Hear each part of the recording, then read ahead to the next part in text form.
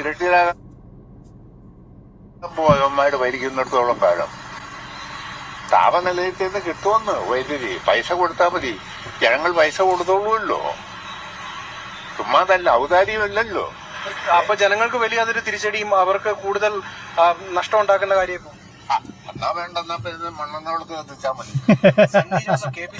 എന്റെ സുഹൃത്തുക്കളെ, വെറും 4ാം ക്ലാസ് ഉള്ള ഒരു മനുഷ്യനാണ്, വെറും 4ാം ക്ലാസ് ആണ്. ഇദ്ദേഹത്തിന് നിറത്ത് വെച്ചിട്ടൊക്കെ ഈ പറയുന്ന കോൺഗ്രസ്സുകാരൊക്കെ അപാരമായിട്ട് കളിപ്പിച്ചിട്ടുണ്ട്. എം മണി സാർ ആ വെറും 4ാം ക്ലാസ്സും ഗുസ്തിയും കൊണ്ട് ഒരിക്കൽ നമ്മുടെ കേരള ഗവൺമെന്റിന്റെ LDF ഭരിക്കുന്ന കാലഘട്ടത്തില് KSEBയെ ലാഭത്തിൽ കൊണ്ടുപോയ മനുഷ്യനാണ്. കരണ്ട് കട്ട് എന്ന് പറയുന്ന വാക്ക് പോലും ഒരാളെ കൊണ്ടും എഴുതിപ്പിക്കാതെ പറയിപ്പിക്കാതെ പോയൊരു മനുഷ്യനാണ് നമ്മുടെ എം മണി എന്ന് പറയുന്നത്. വിവരം വേണം, പ്രായോഗിക ബുദ്ധി വേണം. അതില്ലാത്തൊരു ടീമാണ് ഇപ്പോൾ നമ്മളെ ഭരിച്ചുകൊണ്ടിരിക്കുന്ന കാര്യത്തിൽ ഒരു സംശയമില്ല. ഇപ്പൊ നമ്മുടെ ചർച്ചയ്ക്ക് എടുക്കേണ്ടത് ഇതല്ലേ അല്ലേ? ഇന്നടക്കം നമ്മുടെയൊക്കെ നാട്ടിൽ എടപ്പാൾ ഇന്ന് രാവിലെ 9 മണിക്ക് കരണ്ട് പോയിട്ട് വൈകിട്ട് 6 മണിക്ക് വരുന്നത്. വീണ്ടും 6:30 കരണ്ട് പോകുന്നു, പിന്നെ 7-7:15 കണ്ട വരുന്നത്. തോന്നിവാസങ്ങളാണ് നടന്നുകൊണ്ടിരിക്കുന്നത്. ഒന്ന് ആലോചിച്ച് നോക്കണം. ഇത്ര എന്താ പറയാ, പലവിധ ജോലികളും മറ്റും ചെയ്യുന്ന ആളുകളൊക്കെ ഉണ്ട്. നമുക്ക് നെറ്റ് ഇല്ലാതെ പല ജോലികളും ചെയ്യാൻ പറ്റാത്ത അവസ്ഥയിലാണ്. അപ്പോഴാണ് ഇമ്മാതിരി വൃത്തികേടുകളൊക്കെ നമ്മുടെ കേരളത്തിൽ നടന്നുകൊണ്ടിരിക്കുന്നത്. അപ്പൊ എം മണി സാർ പറയുന്നതാണ്, ജനങ്ങൾ പൈസ തരും, ഔദാര്യമൊന്നുമല്ലല്ലോ, പക്ഷേ ഇത് നടത്തിക്കൊണ്ടുപോകാൻ പ്രായോഗിക ബുദ്ധി വേണം. പച്ച മലയാളത്തില് ഒരല്പം രാഷ്ട്രീയ ബോധം വേണം. ഒന്നുമില്ലെങ്കിലും നാട്ടുകാർക്ക് വേണ്ടിയിട്ടാണ് ഞങ്ങൾ ഇവിടെ അധികാരത്തിൽ വന്നിരിക്കുന്നത്. അവർക്ക് വേണ്ടി എന്തെങ്കിലുമൊക്കെ ചെയ്യണമെന്നുള്ളൊരു സാമാന്യ ബോധമെങ്കിലും ഈ അധികാരികൾക്ക് വേണം, അല്ലെങ്കിൽ പ്രശ്നം. ഈ സമയത്ത് ഞാൻ മുന്നേ പറഞ്ഞു, എന്തപ്പോ ചർച്ച ചെയ്യേണ്ടത്? വൈദ്യുതി അല്ലേ? വൈദ്യുതി വകുപ്പിനെ കുറിച്ച് ചർച്ച ചെയ്യേണ്ട സമയത്ത് VD സതീശ സ്നേഹിയാണ്, ആയിക്കോട്ടെ. ഈ സമയത്ത് നമ്മുടെ സ്മൃതി പരുത്തിക്കാട് ചർച്ച ചെയ്യുന്നത് എന്ത് എന്ന് നിങ്ങൾ നാട്ടുകാരൊന്ന് മനസ്സിലാക്കണം. ഇവർ ഒരു മാധ്യമ പ്രവർത്തകരുടെ ഒരു എന്താ പറയുക ആളെന്ന നിലയ്ക്ക് അതിനെ കേട്ടാ മതി. പ്രതിപക്ഷ ഉപനേതൃ പദവിയെ ചൊല്ലി പ്രതിപക്ഷത്തെ 2 പ്രധാന പാർട്ടികൾ രണ്ടായി നിൽക്കുന്ന കാഴ്ചയാണ്. ഉപനേതൃ പദവി CPക്ക് നൽകുന്ന കീഴ്വഴക്കമില്ല എന്ന് CPIM. എന്റെ പൊന്നു സുഹൃത്തുക്കളെ, ഉപനേതാവ് ആരാണ് ആരല്ല ഇതൊന്നും നമ്മുടെ കേരള ഗവൺമെന്റ് റണ്ണിങ്ങിനെ ബാധിക്കുന്ന ഒരു വിഷയമല്ലെന്നേ. കേരള ഗവൺമെന്റിന്റെ മുന്നോട്ട് പോക്കിനെ ബാധിക്കുന്ന ഒരു വിഷയമേയല്ല ഇനി CPMൽ നടക്കുന്ന എന്തും. പക്ഷേ സ്മൃതി പരുത്തിക്കാട് അടക്കമുള്ള ആളുകൾക്ക് അതിപ്പോൾ വിഷയമാണ്. പിണറായി വിജയന്റെ നെഞ്ചത്തേക്ക് കയറാനുള്ള എല്ലാ സാധ്യതകളും അവർ എടുക്കും, എന്നിട്ട് നെഞ്ചത്ത് കയറാൻ നോക്കും. എന്തിനാ? അവർക്ക് വൈദ്യുതിയിലൊക്കെ നടന്നുകൊണ്ടിരിക്കുന്ന, വയനാട് നടന്നുകൊണ്ടിരിക്കുന്ന, നമ്മുടെ കേരളത്തില് നമ്മുടെ ജനങ്ങളെ ബാധിക്കുന്ന വിഷയങ്ങൾ നടന്നുകൊണ്ടിരിക്കുന്ന കാര്യങ്ങളെല്ലാം കണ്ണും കാതൊക്കെ മാറ്റിപ്പിടിക്കണം. എന്നിട്ട് ഇപ്പോഴും പിണറായി വിജയനെ ഒരു വിൽപ്പന ചരക്കാക്കിയിട്ട് നാട്ടുകാരുടെ മുമ്പിലേക്ക് ഇട്ടുകൊടുക്കണം. ഇപ്പോഴും പിണറായി വിജയൻ അദ്ദേഹം ചിരിക്കുന്നില്ല. ചിരിക്കുന്ന മുഖ്യമന്ത്രി വന്നിട്ട് എന്ത് തേങ്ങയാ കിട്ടിയേ? ഇരുട്ടല്ലാതെ എന്താ കിട്ടിയേ? അല്ലേ? പരിപൂർണമായിട്ടുള്ള ഇരുട്ട്, അതിനപ്പുറത്തേക്ക് വേറൊന്നുമില്ല. നമ്മൾ ഇരുട്ടിലേക്ക് കൊണ്ടുപോവുകയാണ്. അതുമാത്രമല്ല, ഇരുട്ട് അവിടെ കിടക്കട്ടെ, ഇരുട്ടൊരു വലിയ വിഷയമാണ്. കറണ്ട് അവിടെ നമുക്ക് കിട്ടുന്നില്ല എന്നുള്ള കാര്യങ്ങളൊക്കെ അറിയാം. ഈ സമയത്ത് എന്താണ് VD സതീശൻ ചെയ്തുകൊണ്ടിരിക്കുന്നതൊക്കെ ചോദിച്ചു കഴിഞ്ഞാൽ ഭയങ്കര അത്ഭുതമാണ്. അദ്ദേഹം പറയുന്നത് എന്താണ്, ഞാൻ ഇത് മാത്രമേ ഉള്ളൂ. ഞാൻ എന്ന ഭാവങ്ങളെ, അങ്ങനത്തെ ഒരു പാട്ടുണ്ട് കേട്ടോ, മറന്നുപോയി. ഇതിനൊക്കെ ആവട്ടെ. എന്തായാലും ഈ ഞാൻ ഭാവത്തിന്റെ ഭാഗമായിട്ടായിരിക്കണം KSU ആളുകളൊക്കെയാണ് തള്ളി പറയുന്നത്. നോക്കൂ, സ്വന്തം പാർട്ടിയിൽ നിന്ന് തന്നെ ഇദ്ദേഹത്തിന് അടി കിട്ടുന്ന രീതിയിലുള്ള എന്താ പറയാ, അദ്ദേഹത്തെ എടുത്ത് പുറത്താക്കപ്പെടുന്ന രീതിയിലുള്ള വർത്തമാനങ്ങൾ ഇദ്ദേഹം പറഞ്ഞുകൊണ്ടിരിക്കുന്നത്. അത്രയ്ക്ക് അധികാരം, ഒരു എന്താ പറയുക, മത്ത് പിടിപ്പിക്കുന്ന ഒരു ഭ്രാന്തിലേക്ക് ഇദ്ദേഹം എത്തുന്നുണ്ടോ എന്നാണ് ഇപ്പോൾ കോൺഗ്രസ്സുകാർക്ക് തന്നെ സംശയം തോന്നിപ്പോകുന്നത്. നോക്കി പറയുന്നേ.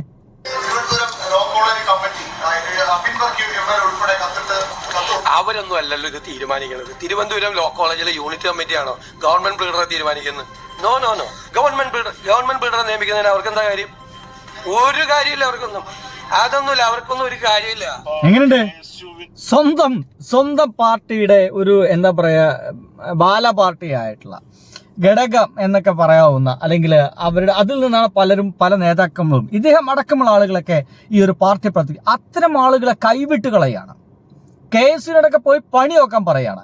അവരൊന്നും ഒരു വിലയില്ലാതെ പറയുന്നത്. അവരൊന്നും അല്ല, ഈ SFIക്കാരെ പറയുന്ന ലാഘവത്തോടുകൂടി ഇദ്ദേഹം പറയുന്നത് അവരൊന്നും അല്ലെന്നേ എന്ന രീതിയിലാണ് പറയുന്നത്. എന്തൊക്കെയായാലും ഇത് കൊള്ളേണ്ടടുത്ത് കൊണ്ടിട്ടുണ്ട്. എന്തായാലും കേട്ടോ, യൂണിറ്റ് അല്ല അത് തീരുമാനിക്കുന്നത്. പക്ഷെ KSUവിന് അത് KSUവിന്റെ സംസ്ഥാന പ്രസിഡന്റാകട്ടെ, ക്യാമ്പസിലെ ഓരോ KSU പ്രവർത്തകനാകട്ടെ, എല്ലാ കാലത്തും അഭിപ്രായം പറയാനുള്ള അവകാശമുണ്ട്. ഹിന്ദു ഐക്യവേദിയുടെ നേതാവ് RV ബാബു, അദ്ദേഹം ഒരു വർഗീയ വിദ്വേഷ പരാമർശം നടത്തി അദ്ദേഹത്തിന് ആളാണ്. അദ്ദേഹം പറയുന്നത് അദ്ദേഹത്തിന്റെ കാര്യങ്ങൾ അനുഭാവപൂർവ്വം മുഖ്യമന്ത്രി കേട്ടു എന്നാണ്. RV ബാബുവിനും ശശികലയ്ക്കും പോലും വിഷയങ്ങൾ അവതരിപ്പിക്കാൻ കഴിയുന്ന മുഖ്യമന്ത്രി എന്തുകൊണ്ട് KPCC ജനറൽ സെക്രട്ടറിക്ക് KSUവിന്റെ സംസ്ഥാന പ്രസിഡന്റിന് സമയം ചോദിച്ചാൽ അത് അനുവദിച്ചു കൊടുക്കും? എങ്ങനെയുണ്ട്? ചോദ്യം ഉയർന്നു. കണ്ണി കണ്ട സംഘികൾക്ക് മുഴുവൻ സമയം കൊടുക്കാൻ ഇദ്ദേഹത്തിന് സമയമുണ്ടെന്നും അവരുമായിട്ട് മീറ്റിംഗ് നടത്താൻ സമയമുണ്ടെന്നും അവർ പറയുന്ന കാര്യങ്ങൾ അനുഭാവത്തോടുകൂടി സഹായ മനസ്കതയോടുകൂടി കേൾക്കാൻ ഇദ്ദേഹത്തിന് സമയമുണ്ടെന്നും ഞങ്ങൾ പറയുമ്പോൾ അവർക്ക് അദ്ദേഹത്തിന് സമയമില്ലല്ലോ എന്നുമാണ് ഇപ്പോൾ പറയുന്നത്. ഒരു പോസ്റ്റ് കൂടി കണ്ടപ്പോൾ എനിക്ക് ഞെട്ടിപ്പോയി. ഈ പോസ്റ്റ് എഴുതിയിരിക്കുന്നത് ജിൻഡോ ജോൺ ആണ്. അദ്ദേഹം പറഞ്ഞിരിക്കുന്നത് വന്ന വഴികളും കൈപ്പിടിച്ച മനുഷ്യരും വെറും ചവിട്ടുപടികൾ മാത്രം. എങ്ങനെയുണ്ട്? VD സതീശനെതിരെയുള്ള പോസ്റ്റുകളാണ്. തുടക്കം മുതലേ VD സതീശനെതിരെയുള്ള പോസ്റ്റുകളാണ് ജിൻഡോ ജോൺ എഴുതിക്കൊണ്ടേയിരിക്കുന്നത്. VD സതീശ മേനോൻ എന്നുള്ള ആ ഒരു വാല് ചേർത്തപ്പോൾ അതിനെ പരസ്യമായിട്ട് ഫേസ്ബുക്കിൽ എഴുതി എതിർത്ത മനുഷ്യനായിരുന്നു ജിൻഡോ ജോൺ. ഇത് ഏത് പക്ഷക്കാരനാണെന്ന് എനിക്ക് വലിയ പിടുത്തമില്ല. ഇപ്പോഴിതാ ശക്തമായിട്ട് വീണ്ടും എതിർത്തിരിക്കുന്നു. വന്ന വഴികളും കൈപിടിച്ച മനുഷ്യരും വെറും ചവിട്ടുപടികൾ മാത്രം. ചെരുപ്പിലെ പൊടിയും അഴുക്കും തട്ടിക്കുടഞ്ഞ് കടന്നു പോകാനുള്ള താൽക്കാലിക ഇടങ്ങൾ മാത്രം. രാജപാതുകങ്ങൾക്ക് ചവിട്ടി കടന്നു പോകാൻ ശിരസ് കാണിക്കുകയാണ് വിധേയദാസന്റെ ആദ്യ കടമ എന്നർത്ഥം. പട്ടാഭിഷേകം കഴിഞ്ഞാൽ വാഗ്ദാനങ്ങൾ മറക്കുന്നത് രാജശീലങ്ങളാണല്ലോ എന്നാണ്. പട്ടാഭിഷേകം കഴിഞ്ഞാൽ എന്താണ് വാഗ്ദാനങ്ങൾ മറക്കുന്നത്?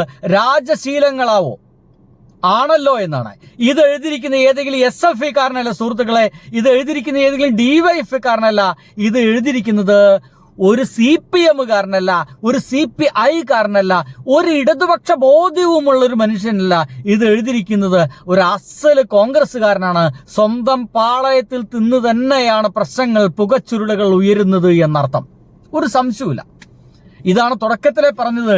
ഇദ്ദേഹം 6 മാസം തികയ്ക്കുമോ ഭരണം ഇങ്ങനെ പോവുകയാണെങ്കിൽ? സ്വന്തം കുടുംബക്കാരെ തള്ളിപ്പറയുന്ന രീതിയിലല്ലേ ഇദ്ദേഹം പറഞ്ഞുകൊണ്ടിരിക്കുന്നത്? എന്തായാലും ഇങ്ങനെയൊക്കെ പറയുന്നുണ്ടെങ്കിലും ഒരാൾ കൂടി വർത്തമാനം നിങ്ങൾ തീർച്ചയായിട്ടും ഈ സമയത്ത് കേൾക്കണം. കേട്ടിട്ടില്ലെങ്കിൽ മോശമല്ലേ?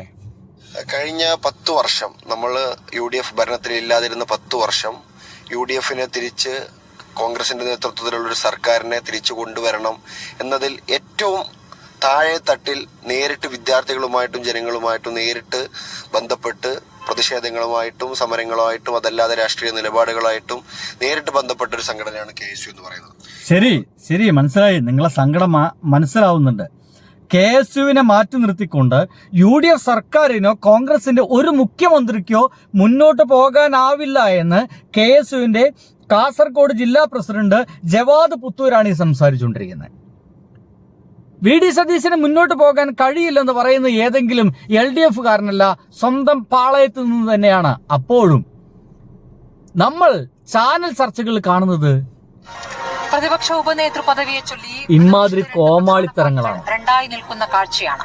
ഉപനേതൃ പദവി CPക്ക് നൽകുന്ന കീഴ്വഴക്കമില്ല എന്ന് CPIM. എവിടെയെങ്കിലൊക്കെ പോയിരുന്നു കരയൂ എന്റെ സുഹൃത്തെ, അല്ലാതെ വേറെ ഒന്നും എനിക്ക് പറയാനില്ല. എന്തായാലും ഇതിനെ കുറിച്ചിട്ട് ഒരു പക്ഷേ നമ്മുടെ വയനാട് MP-യോട് ചോദിക്കുമ്പോൾ, MLA-യോട് ചോദിക്കുമ്പോൾ, MP-യെ കുറിച്ച് വേറെ വർത്തമാനം പറയാനുണ്ട്, ഞാൻ വരാം. MLA-യോട് ചോദിക്കുമ്പോൾ അദ്ദേഹം പിന്നെ പണ്ട് ഭയങ്കര രസമല്ലേ, കേൾക്ക്. ഈ പീഡന്മാരുടെ നിയമനവുമായി ബന്ധപ്പെട്ട് വലിയ വിവാദമുണ്ട്. അതിൽ പല പോഷക സംഘടനകളും അഭിപ്രായം പറയുന്നുണ്ട്, KSU അഭിപ്രായം പറയുന്നുണ്ട്. കഴിഞ്ഞ ദിവസം മുഖ്യമന്ത്രി ചോദിക്കുന്നുണ്ട് KSU എന്താ ഇക്കാര്യത്തിൽ, ഇതിൽ എന്താ കാര്യം എന്ന് ചോദിക്കുന്നുണ്ട്. അതിന് വലിയ വിമർശനം വരുന്നുണ്ട്. അങ്ങനെ KSU എന്ന അഭിപ്രായം പറയാൻ സർക്കാരിന്റെ കാര്യത്തിൽ വോയിസ് ഇല്ലേ? ഇല്ല, അങ്ങനെ വോയിസ് ഇല്ലാത്ത പ്രശ്നമൊന്നുമില്ലല്ലോ. ഒരു ജനാധിപത്യം ഇല്ലാത്ത സംവിധാനമൊന്നുമില്ലല്ലോ UDF ഗവൺമെന്റും പാർട്ടിയും. അത് തർക്കമൊന്നുമില്ല. അതെ ഒരു കുടുംബമാകുമ്പോൾ അങ്ങോട്ടും ഇങ്ങോട്ടും ഒക്കെ സംസാരിക്കാം. എന്തൊരു ലാഘവ ബുദ്ധിയോടെ ഒരു കുടുംബം ആവുമ്പോൾ അങ്ങോട്ടും ഇങ്ങോട്ടൊക്കെ സംസാരിക്കും. ഇതേപോലെ തന്നെ നിങ്ങൾക്ക് CPM-ലെ പ്രശ്നങ്ങൾ കണ്ടാൽ പോരെ, ഒരു കുടുംബം ആവുമ്പോൾ അങ്ങോട്ടും ഇങ്ങോട്ടൊക്കെ തല്ലുണ്ടാവും. അങ്ങനെ കാണില്ല കേട്ടോ, അങ്ങനെ കാണാൻ പാടില്ല എന്നുള്ളതാണ്. എന്തൊക്കെയായാലും സ്വന്തം പാളയത്തു നിന്ന് തന്നെ VD സതീശന് പണി വന്നുകൊണ്ടിരിക്കുന്നുണ്ട്.